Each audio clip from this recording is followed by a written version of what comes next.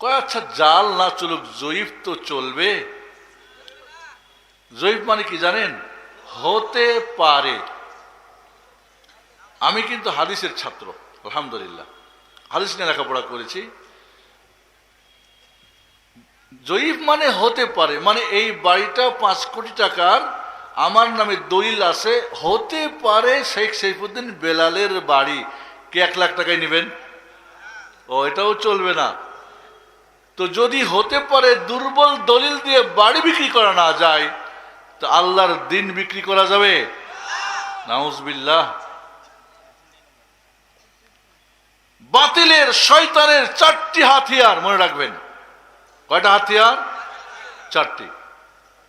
1 নম্বরে কোরআনের আয়াত, সহিহ হাদিস, ব্যাখ্যা যার যার নিজের মতো করে ব্যাখ্যা। ওই যে শেখ আমাদের ডক্টর শোনালেন না সূরা কাহাফের, ওয়ালিয়াম মুর্শিদা হলো আল্লাহ, আর আয়াতের ব্যাখ্যা করে হয়ে গেলেন পীর সাহেব। এটা বাতিল ব্যাখ্যা না? ব্যাখ্যা না।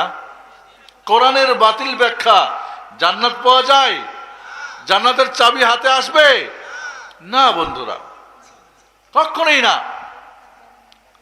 2 নম্বর বাতিল হলো ওদের কোরআন হাদিসের কিছু মুতাশাবিহাত, মানে রূপক জিনিস আছে, ঈমান আনতে হবে, তবে তার কোনো ব্যাখ্যা বিশ্লেষণ করা যাবে না। ওইটাও একটা ব্যাখ্যা করে একটা তরিকা তৈরি করে ফেলে। আর 3 নম্বরে জয়ীফ হাদিস, আর 4 নম্বর হলো জাদ হাদিস, জাল হাদিস। এই 4টা হলো সমস্ত বাতিলের কি দলিল, আর এই দলিলগুলি গ্রহণযোগ্য না। তাহলে সালাত, সহিহ হাদিস হলো মিফতাহুস সালাহ আত-তাহুর আল উযু, নামাজের চাবি পবিত্রতা বা উজু।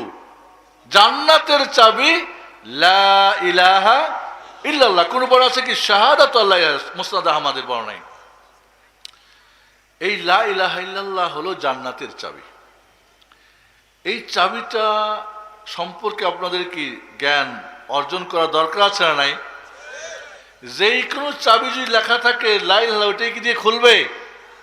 অরিজিনাল তালার চাবি হলেই খুলবে, ডুপ্লিকেট দিয়ে খুলবে না। আমার একটা ল্যান্ড ক্রুজার গাড়ি, আপনারও একটা ল্যান্ড ক্রুজার গাড়ি। আমার চাবি দিয়ে কি আপনার গাড়ি স্টার্ট হবে? ওপেন হবে?